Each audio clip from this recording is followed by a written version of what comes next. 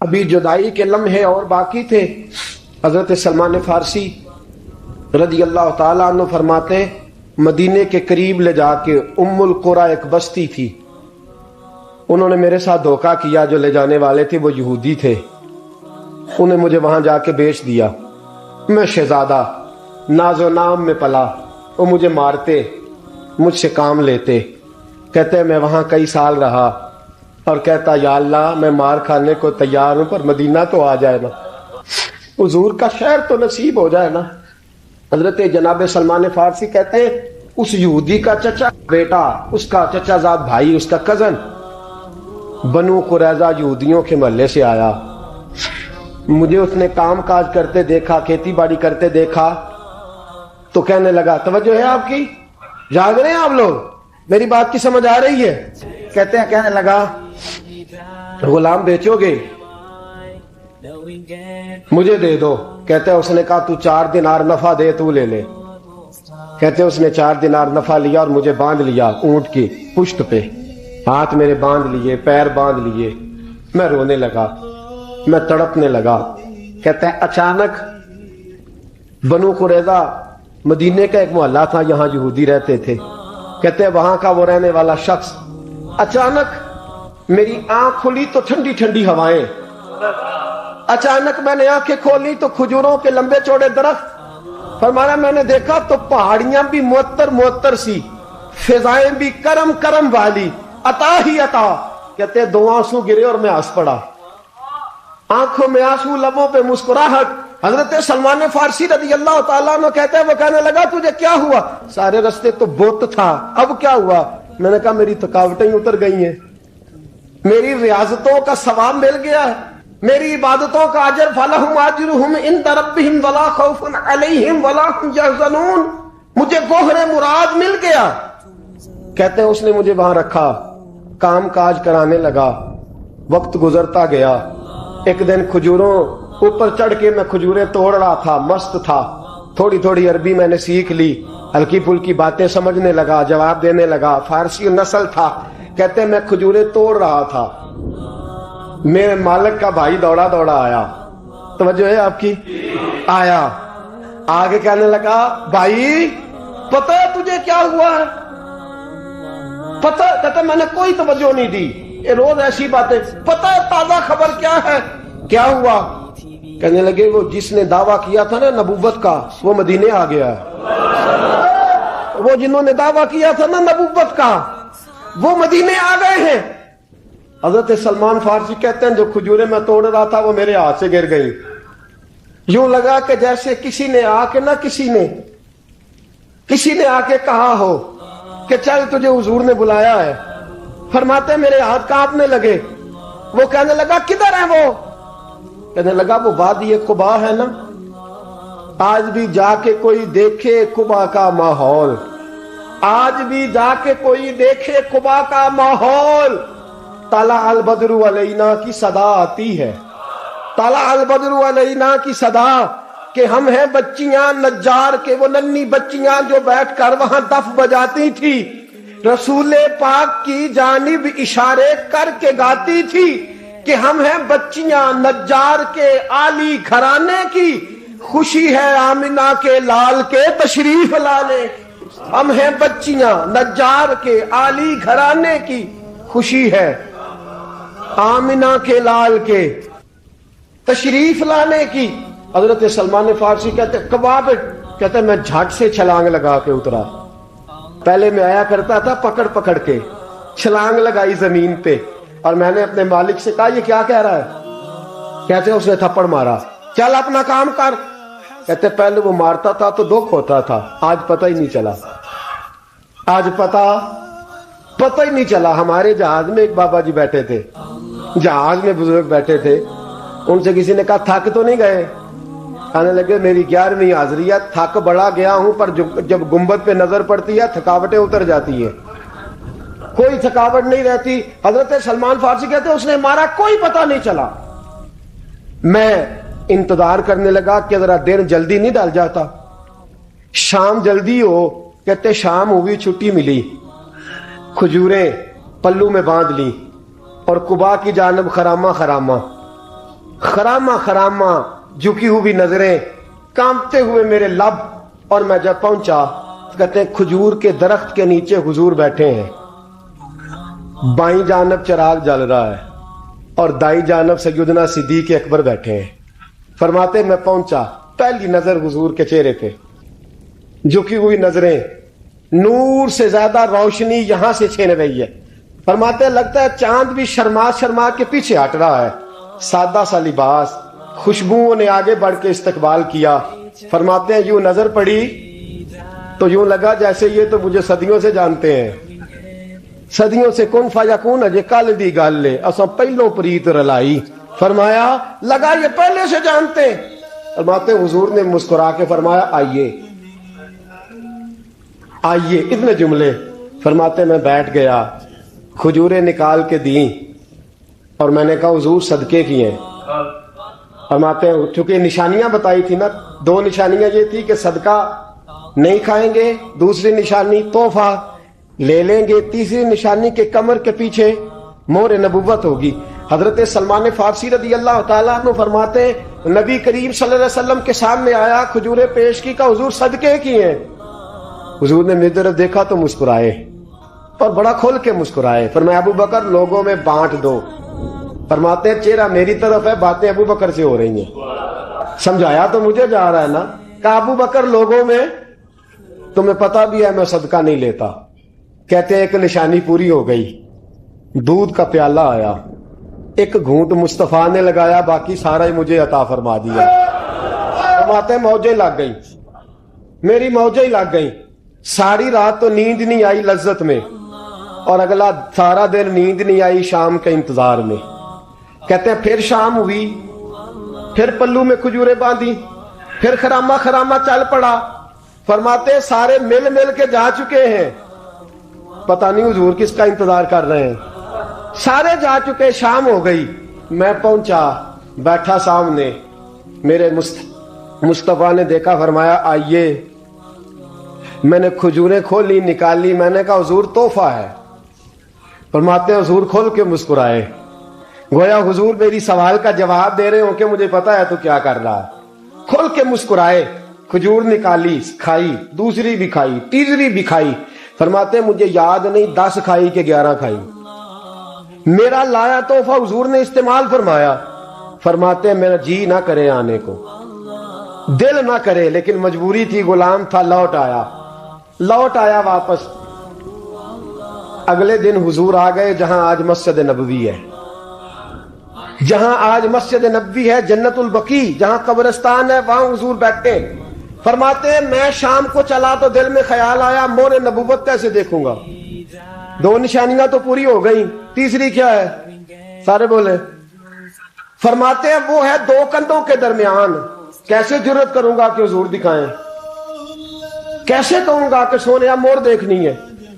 کہتے ہیں پھر دعائیں کرنے لگا دل ہی دل میں, یا اللہ ہوا چلا دے, دل ہی دل میں نا ہوا چلا دے مولا, اور حضور کی قمیض مبارک کٹ جائے میں مور دیکھ لوں. کبھی دل میں خیال آیا کوئی صحابی آ کے کہے حضور کمر کو ہاتھ لگانے کو دل کرتا ہے.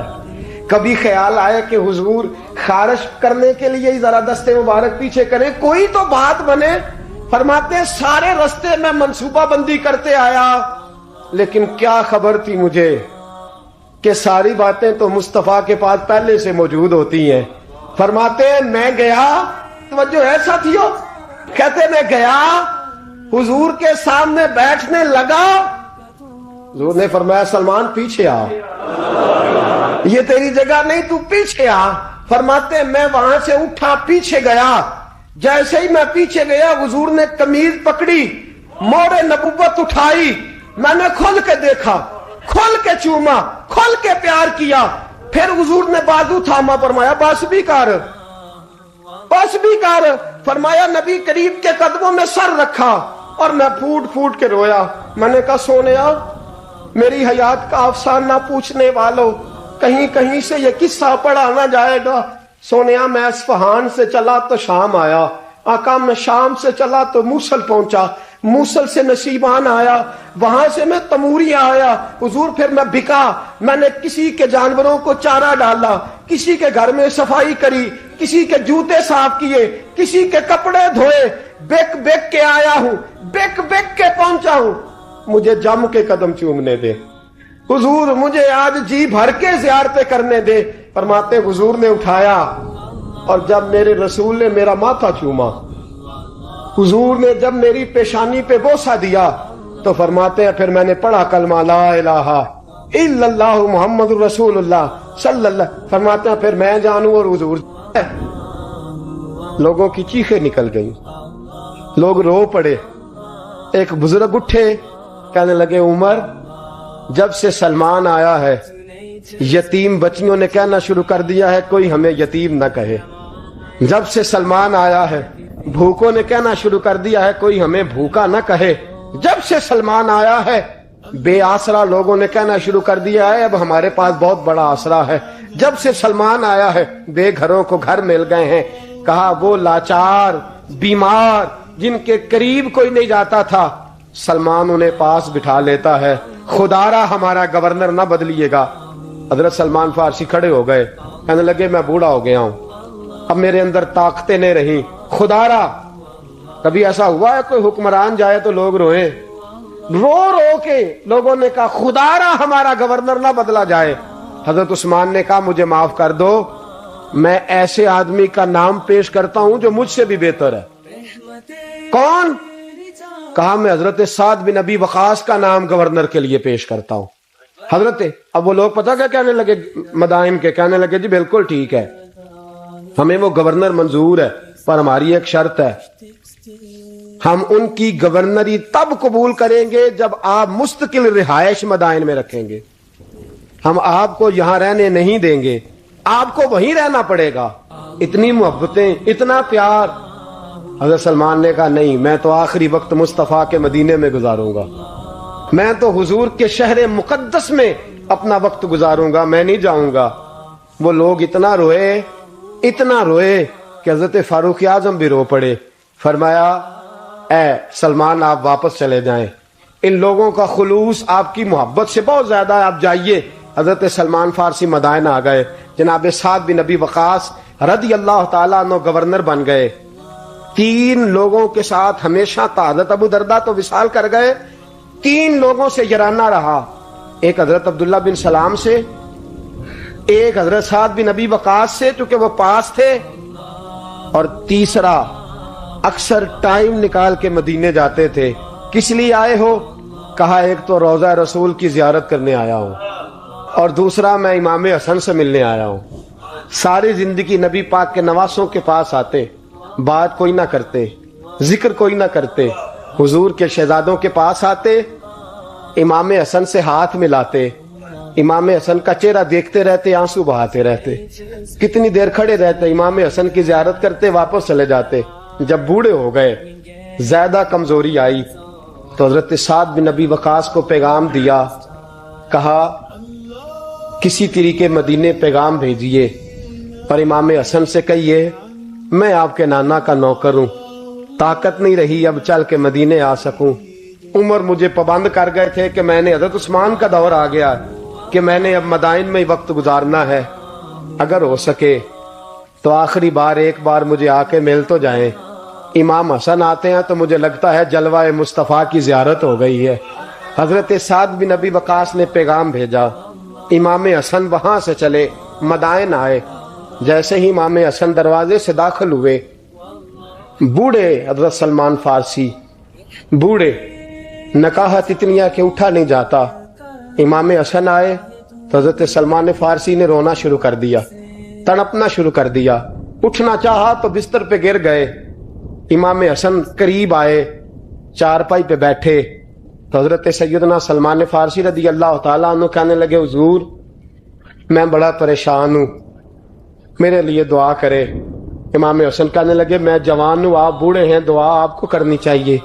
کہا نہیں, آپ سے دعا اس لیے کر رہا ہوں کہ آپ کے نانا سے جو وعدے کیے تھے میں پورے نہیں کر سکا. آپ دعا کریں کہ میں حضور کی بارگاہ میں جاؤں تو مجھے شرمندگی نہ اٹھانی پڑے. حضرت سلمان فارسی رضی اللہ تعالیٰ عنہ سے امام حسن کہنے لگے وعدہ کیا کیا تھا، کیا نہیں پورا کر سکے؟ عرض کی حضور نبی کریم نے فرمایا تھا اتنا مال پاس رکھنا جتنا مسافر کے پاس ہوتا ہے۔ یہ حضور نے مجھ سے کہا تھا، میں وعدہ پورا نہیں کر سکا، دیکھیے میرے گھر میں کتنا مال ہے، کتنا سرمایہ ہے۔ امام حسن کہتے ہیں میں نے مال دیکھا تو ایک مٹکا پانی پینے کا، 2 پیالے پانی پینے کے، ایک مشکیزہ، ایک چٹائی وہ بھی ٹوٹی ہوئی۔ فرماتے ہیں میں نے کل مال کا حساب لگایا تو میں نے کہا حضور یہ تو 15 دینار سے زیادہ نہیں بنے گا، رو کیوں رہے ہیں؟ کہنے لگا امام حسن سے عجیب جملے ہیں، عجیب جملے ہیں۔ کہنے لگے طبقات ابن سعد میں، کہنے لگے اچھا اگر قیامت کے دن رسول پاک نے میری سرزنش فرمائی اور اگر نبی پاک صلی اللہ علیہ وسلم ناراض ہوئے تو اے سیدہ فاطمہ کے شہزادے آپ سفارش تو کریں گے نا میری، آپ میری سفارش تو کریں گے حضور کی بارگاہ میں؟ حضرت سعد بن نبی وقاص بھی آئے، رونا شروع ہو گئے، کہا ہاں مجھے امید ہے کہ آپ کی سرزنش نہیں ہوگی، آپ کو بغیر حساب کتاب جنت ملے گی۔ حضرت سلمان فارسی رضی اللہ تعالیٰ عنہ نے وصیت فرمائی، توجہ ہے آپ کی؟ لوگ کہتے ہیں تم نے آج یہ عشق کے ترانے ڈھونڈ لیے ہیں، پتہ نہیں کہاں سے لے آئے ہو۔ وصیت فرمائی امام حسن کو، کہنے لگے حضور میں پرانا نوکر ہوں، پرانا نوکر ہوں اور میں نے اپنی نوکری کرنے کی کوشش کی ہے، اب میں بچوں گا نہیں، اگر میں مر جاؤں تو میری خواہش ہے کہ سیدہ فاطمہ کا بیٹا میرا جنازہ پڑھائے، آج نہیں، یہ آج نہیں، بعد مرن دے مکھڑا میرا ہو جاوے جے تازہ، سمجھ لینا محبوب میرے نے آن پڑھیا جنازہ۔ امام حسن نے جنازہ پڑھایا اور حضرت سعد بن نبی وقاص رضی اللہ تعالیٰ عنہ ان کے قریب گئے، کہنے لگے جاتے جاتے کوئی نصیحت ہی کر جائے تو فرمایا 3 چیزوں کا خیال رکھنا، ایک روایت میں 4 ہیں، 3 کا خیال رکھنا، یا تو جہاد کے رستے میں انتقال کر جانا، یا جہاد کے رستے میں انتقال کر جانا، یا حج اور عمرے کے رستے میں مر جانا، یہ نہ ہو سکے تو قرآن سیکھتے سکھاتے دنیا سے رخصت ہو جانا۔ فرمایا یا جہاد کے رستے میں جانا، حضرت سلمان فارسی وصیت کر رہے ہیں، یہ وصیت یاد رکھیے گا، یا جہاد کے رستے میں انتقال کرنا، یا حج اور عمرے کے رستے میں، یہ نہ ہو سکے تو قرآن سیکھتے سکھاتے جانا، امید ہے اللہ بے حساب و کتاب جنت عطا فرما دے گا۔ یہ وصیت فرمائی۔ جناب سلمان فارسی رضی اللہ تعالیٰ عنہ وصال کر گئے، عجیب سناٹا ہے، مدینے سے نور کی جماعت آ رہی ہے جنازہ پڑھنے، نور کی جماعت آ رہی ہے، نور کی۔ حضرت عثمان غنی خود چل کے جنازے میں شریک ہوئے اور صحابہ کہتے ہیں سفید داڑھی حضرت عثمان کی۔ امام حسن کے پیچھے نماز جنازہ پڑھا اور پڑھ کے پھر ان کی میت کے قریب حضرت عثمان غنی گئے۔ پہلے تو صبر کا پہاڑ تھے اور جب قریب گئے اور جا کر کے ماتھا چوما، اور پھر جب سیدنا عثمان غنی اٹھے تو مقدس داڑھی سے آنسو گرنے لگے، کہنے لگے سلمان میں نے اپنی آنکھوں سے مصطفیٰ کو تیرا ماتھا چومتے دیکھا ہے، سلمان میں نے اپنی آنکھوں سے حضور کو تجھ سے پیار کرتے دیکھا ہے۔ فرمایا لوگو آج سلمان رخصت نہیں ہوا، ہم سے علم رخصت ہوا ہے، حکمت رخصت ہوئی ہے، حضور کا محبوب رخصت ہوا ہے۔ حضرت سلمان فارسی رضی اللہ تعالیٰ عنہ کا وصال کے بعد ایک دن وصال سے پہلے حضرت عبداللہ ابن سلام سے کہنے لگے جو ہم 2 دوستوں میں سے پہلے جائے گا واپس آ کے حال بتائے گا۔ حضرت عبداللہ ابن سلام کہنے لگے واپسی کی اجازت ملے گی؟ کہا ہاں، جو اللہ کے نافرمان ہوں گے ان کی روحیں قید ہوں گی، جو اللہ کے فرما بردار ہوں گے جہاں چاہیں گے جائیں آئیں گے۔ حضرت سلمان فارسی وصال کر گئے، جناب عبداللہ ابن سلام کو ملے، فرمایا بتائیے خدا نے آپ کے ساتھ کیا سلوک کیا؟ تو حضرت سلمان فارسی کہنے لگے رب نے فرمایا فرشتو سلمان سے حساب نہ پوچھ لینا، فرشتوں سلمان سے حساب نہ پوچھ لینا، اس لیے کہ سلمان فارسی رضی اللہ تعالیٰ عنہ کا عالم یہ ہے کہ ان کے دل نے ہمیشہ میری ذات پہ بھروسہ کیا، ہمیشہ میرے اوپر بھروسہ کر کے رکھا ہے، لہذا مجھ سے کوئی حساب نہیں لیا گیا اور بغیر حساب کتاب میری بخشش کر دی گئی۔ حضرت حرم بن حیان رحمت اللہ تعالی علیہ فرماتے ہیں میں حضرت اویس کرنی کو ڈھونڈنے چل پڑا۔ ڈھونڈنے بھی اسے نکلا جسے کسی نے نہیں ڈھونڈا اور جو کبھی کسی کو نہیں ملے۔ حضرت اویس کرنی، یہ فکرہ کسی درویش نے نا حضرت اویس کرنی کے لیے کہا ہے، یہ فکرہ پورا فیٹونی پہ آتا ہے، اسی کسی دے کچھ نہیں جے لگتے تے نہ کوئی ساڈا دردی، کوئی جرانہ نہیں، کوئی دوستانہ نہیں۔ حضرت اویس کرنی کا مزار بھی کنفرم نہیں کہ کدھر ہے، بس اسی کسی دے کچھ نہیں لگتے، کیا ضرورت ہے، بس ٹھیک ہے۔ اپنا جو ہے انداز سارے زمانے سے علیحدہ کر کے رکھا انہوں نے، علیحدہ، الگ تھلگ۔ تو حضرت خواجہ اویس کرنی کو ڈھونڈتے ڈھونڈتے کہتے ہیں میں گیا، کرن گیا۔ حضرت حرم بھی نہیں، یہ دادا صاحب نے اس کو لکھا ہے، فرماتے ہیں میں گیا تو مجھے لوگوں نے کہا وہ تو حج کرنے چلے گئے۔ کہتے ہیں جب میں مکے گیا تو میں نے لوگوں سے پوچھا اویس کرنی آئے تھے؟ کہنے لگے ہم تو نہیں جانتے۔ یہ تو میرے جیسے لوگ ہوتے ہیں نا جن کی تصویریں زیادہ نکلتی ہیں تو جن کی ویڈیو زیادہ ہوتی ہے تو لوگ زیادہ جاننے لگتے ہیں، ورنہ رب کریم کے بندے تو چھپے ہوئے چکر میں پڑے ہی نہیں۔ کون اویس کرنی؟ انہوں نے کہا کہ حضرت اویس کرنی، چہرے پر برس کے داغ ہیں، کمزور سا وجود ہے، داڑھی زیادہ گھنی نہیں۔ جب حالات بتائے تو کہنے لگے اس طرح کا ایک شخص آیا تھا، اس نے طواف کیا تھا، پہلے بھی دنیا کرتی ہے پر جب اس نے کیا ہے نا تو اس کے طواف نے وہ خود بھی رویا ہے اور بھی بڑے روئے ہیں۔ وہ جب حجر اسود پہ آیا ہے تو رنگ بدلتا دیکھا ہے۔ کہا وہ کدھر گئے؟ کہنے لگے پورا نہیں پتا، اتنا ضرور خبر ہے کہ ان کے انداز بتاتے تھے کہ اب مدینے جائیں گے۔ جناب حرم بن حیان کہتے ہیں پھر میں مدینے گیا، میں نے خواجہ اویس کو ڈھونڈا۔ میں نے کہا یار میں نے حضرت خواجہ اویس کرنی کو ملنا ہے، کسی نے بتایا ہے کہ وہ مدینہ شریف آئے۔ تو لوگ کہنے لگے ہم نہیں جانتے وہ کون ہے۔ لیکن نا دنیا جان گئی، دنیا میں بڑا کچھ ہو گیا، بائی نیم لوگ جاننے لگے، ہوٹلوں پہ پہچاننے لگے، سڑکوں پہ پہچاننے لگے۔ لیکن بات تو یہ ہے کہ جن کو پہچاننا چاہیے اگر وہ پہچان لیں پھر تو بڑی بات ہے، پھر تو بڑی بات ہے۔ لیکن اگر وہاں ہی پہچان نہ ہو سکے تو پھر تو معاملہ بڑا الگ سا ہے نا۔ عزیز بھائی، حضرت خواجہ اویس کرنی کے بارے میں پوچھا تو مدینہ شریف کے زائرین اور وہاں کے مقامی لوگ بھی کہنے لگے کوئی نہیں پتا، ہم نہیں جانتے، ملے ہی نہیں۔ تو کہا باریک سا وجود ہے، پرانا سا لباس ہے، برس کے داغ ہے، چہرے پہ داڑھی زیادہ گھنی نہیں، کسی کو پاس نہیں بٹھاتے۔ اور پھر ایک جملہ اور کہا، سنا ہے روتے ہیں تو بڑے درد سے روتے ہیں، سنا ہے بھیگی رہتی ہیں پلکیں، سنا ہے ان کی پلکیں بھیگی رہتی ہیں۔ میں 2-4 دن پہلے کسی سے سن رہا تھا شعر، اس نے کہا تھا ایک واری میری آنکھیاں تو انہوں نے اتھرو پونجے سن، ہن چسکا پہ گیا رونے دا، ہر ویلے یا ہوزاری ہے۔ کہتے ہیں کہ وہ اس طرح کی اس کی کیفیت ہے۔ کہتے ہیں میں نے کہا یار وہی تو اویس کرنی تھے، کدھر گئے؟ کہنے لگے کوئی خبر نہیں۔ جب وہ آئے ہیں تو ان کے آنے کا انداز ہی نرالا تھا، سسکیاں اور آہیں نکل گئیں اس شخص کی جب وہ مدینے آیا۔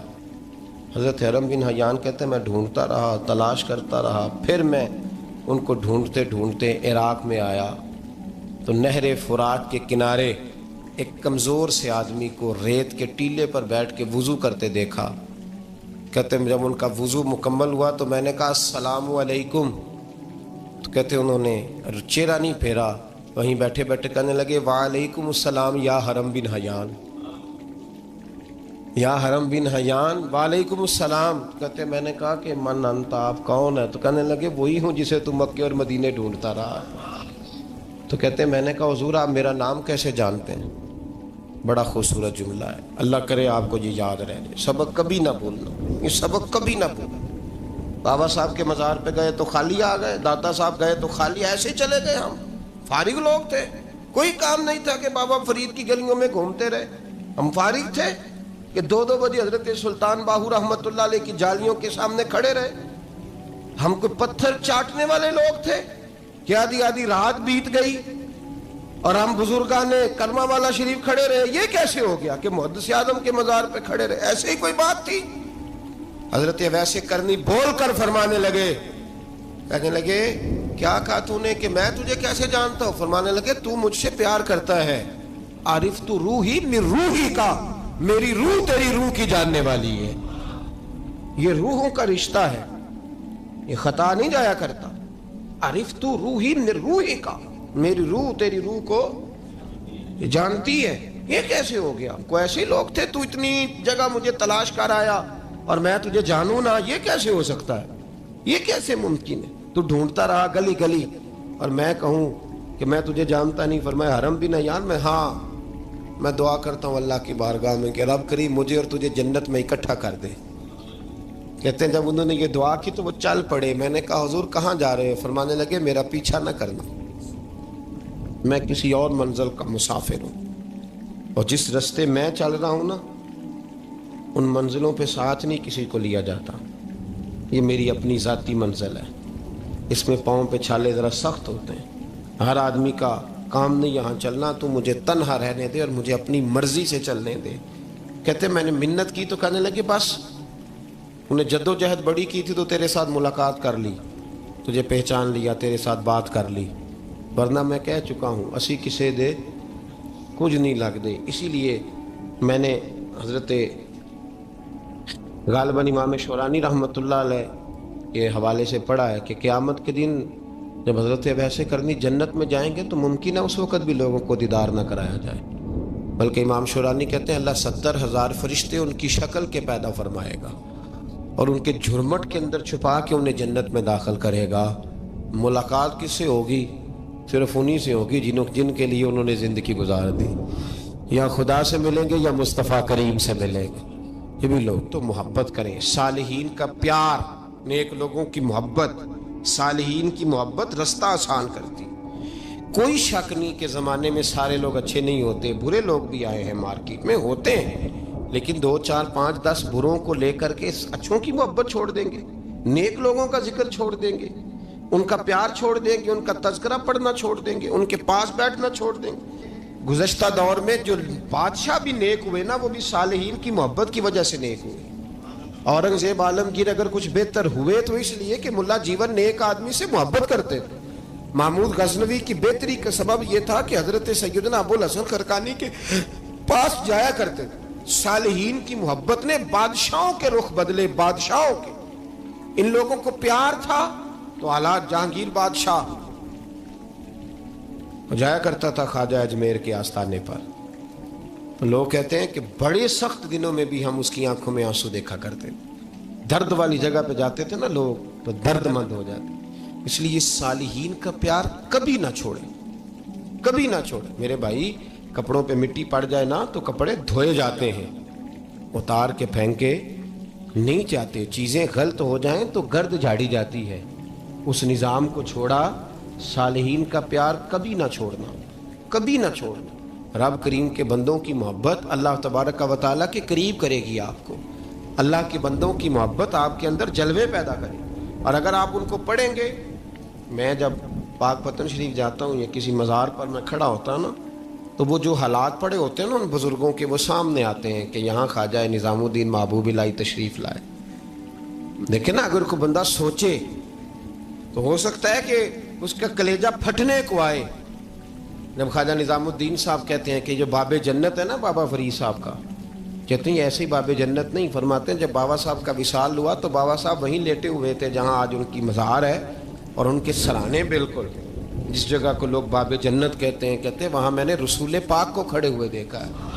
اب کوئی آدمی حضور کی خوشبو محسوس، اس کا ایک ارادہ بن گیا نا کہ یہاں حضور کھڑے تھے، اس پر کیفیت کیا طاری ہوگی، اس پر انداز کیا ہوگا، اس پر وارد کیا ہوگا، وہ کہاں پہنچ جائے گا 1-2 منٹ کے اندر. تو یہ تو اس وقت ہے جب اس کے محسوسات ہوں گے، جب وہ نظریاتی طور پر اس بات سے متفق ہوگا، جب وہ خوشبو محسوس کرنے کی صلاحیت رکھتا ہوگا. ایک بات عذرائے محبت ہے، کہہ دیتا ہوں چونکہ سوالات ہوتے رہتے، کہہ دیتا ہوں. اعلیٰ حضرت کے ایک مرید تھے مولانا حشمت علی خان صاحب رحمۃ اللہ، بڑے تگڑے آدمی، جن لوگوں کی پوزیشن بڑی سخت فاضل لوگ ہوتے ہیں نا، اور حاضر جواب 1 منٹ سے پہلے. پاک پتن شریف گئے تو باب جنت سے گزر کے آئے. باب جنت سے کسی ہمارے عالم نے نہیں لکھا کہ جب وہاں سے گزر گیا آپ توبہ نہ کرے اور کوئی اچھا عمل نہ کرے تو جنت میں جائے گا. بس یہ کہا کہ ایک دروازہ ہے جہاں خواجہ نظام نے حضور علیہ السلام کو کھڑے دیکھا. گزر جائے کوئی تو الحمدللہ، اس کے لیے ایک برکت ہے. لیکن کسی شخص نے یہ نہیں کہا کہ اب وہاں سے نکل کے آ جائے اور معاذ اللہ جھوٹ بولے، جو مرضی کرے اور کہ میں جنتی ہو گیا. یہ معنی کسی بندے نے بھی بیان نہیں کیا. ہاں وہاں سے گزر کے آئے، سچی توبہ کرے، بعد میں اپنے اعمال پہ محنت کرے، اللہ اسے برکت عطا کرے گا. فرماتے ہیں میں پاک پتن شریف سے ہو کے آیا، رش بڑا تھا، اس کے ایام تھے، تو باب جنت سے گزر کے آیا تو میں بس کی چھت پہ بیٹھ گیا. کچھ اور لوگ بھی تھے، تو ان میں سے کچھ ایسے صاحبان بھی تھے جن کو بیماری ہوتی ہے چھیڑ کے رکھنے کی، کوئی نہ کوئی بات کیے رہتے ہیں، یہ ہو گیا تو وہ ہو گیا. کہتے ہیں انہوں نے بات چھیڑ دی، مولانا کہاں سے آ رہے ہو؟ تو میں نے کہا پاک پتن شریف. تو کہنے لگے کہ آپ وہ بہشتی دروازہ جس کو کہتے ہیں باب جنت، وہاں سے بھی گزرے ہیں؟ کہنے لگے الحمدللہ، لائن تو بڑی لمبی تھی پر موقع مل ہی گیا ہے، گزر گیا ہوں وہاں سے. تو کہتے ہیں مجھے سونگنے لگ گئے. کہنے لگے پھر تو آپ جنتی ہو گئے ہوں گے، پر آپ کے پاس سے جنت کی خوشبو نہیں آ رہی. تنزیہ، انہوں نے کہا تنزیہ. تو کہتے ہیں انہوں نے طنز کیا تو پھر مجھے بھی حق حاصل تھا، جواب در جواب کی تو اجازت ہونی چاہیے نا. میں نے کہا مولانا کیوں، آپ کیوں سونگ رہے ہیں؟ کہنے لگے میں نے حدیث پاک میں پڑھا ہے کہ جنتی 500 سال بھی دور ہوگا تو اس کے پاس سے خوشبو آئے گی، یعنی 500 سال لگیں گے ابھی اس تک، تو پھر بھی جنت کی خوشبو آئے گی، تو آپ سے تو کوئی نہیں آ رہی. کہتے ہیں میں نے ان سے کہا آپ نے ایک حدیث پڑھی ہے، اگلی بھی پڑھ لینی تھی. حضور نے فرمایا جہنمی کو جنت کی خوشبو کوئی نہیں آئے گی. یہ نہیں پڑھی ہے آپ نے حدیث؟ یہ نہیں نظر سے گزری؟ تو کہتے ہیں اب وہ مولانا مجھ سے معذرت کرنے لگے، کہنے لگے یار آپ تو ناراض ہی ہو گئے. تو میں نے کہا بھی آپ نے کیوں چھیڑی بات؟ میں نے آپ سے کوئی ڈسکس کیا؟ آپ نے پوچھا کہاں سے، آپ پھر آپ ہی نے کہہ دیا کہ وہاں سے گزرے کہ نہیں جنتی دروازے سے، اور پھر آپ نے ہی اعتراض کر دیا. تو پھر ہمیں اتنا تو حق حاصل ہے نا، ہم آپ بھی کرتے ہیں تو ہو جاتے ہیں بدنام، اور تم قتل بھی کر دو تو چرچا نہیں ہوتا. ہمیں بھی تو حق حاصل ہے نا، اتنا تو جواب در جواب ہم دے سکتے ہیں. تو بھائی اس لیے صالحین کی محبت کبھی نہ چھوڑیں، اللہ کے بندوں کا پیار کبھی نہ چھوڑیں. کسی بزرگ کا ذکر ہو، کسی صحابی کی بات ہو، اہل بیت نبی، حتیٰ کہ انبیاء کرام علیہ السلام، اللہ کے انبیاء کی محبت، ان کی تعظیم، ان کا اکرام اپنے دل میں بٹھائیں، اس کو جگہ دیں. یہ تکمیل ایمان کے لیے بڑا ضروری ہے. فقط استکمل الایمان کے لفظ آئے حدیث میں. اگر تکمیل ایمان چاہیے، اللہ کی رضا کے لیے لوگوں سے محبت کرنی چاہیے. اللہ عمل کی توفیق عطا فرمائے. اللہم صلی علی سیدنا و مولانا محمد. اللہم صلی علی سیدنا و مولانا محمد. اللہ کے شیر ہے در کرار پر درود، اللہ کے شیر ہے در کرار پر درود، اللہ کے شیر ہے در کرار پر درود. حضرت حسن حسین کے کردار پر درود. اللہم صلی علی سیدنا و مولانا محمد وعلی سیدنا علی و سیدتنا فاطمہ و سیدتنا زینب و سیدنا حسن و سیدنا حسین وعلی آلہ و صحبہ و بارک وسلم. زینب کی بارگاہ میں، زینب کی بارگاہ میں، زینب کی بارگاہ میں، زینب کی بارگاہ میں سلام نیاز ہے. زینب کی بارگاہ میں سلام نیاز ہے. جو مرتضیٰ کی لاڈلی زہرا کا ناز ہے. اللہم صلی علی سیدنا و مولانا محمد وعلی سیدنا علی و سیدتنا فاطمہ وسيدتنا زينب وسيدنا حسن وسيدنا حسين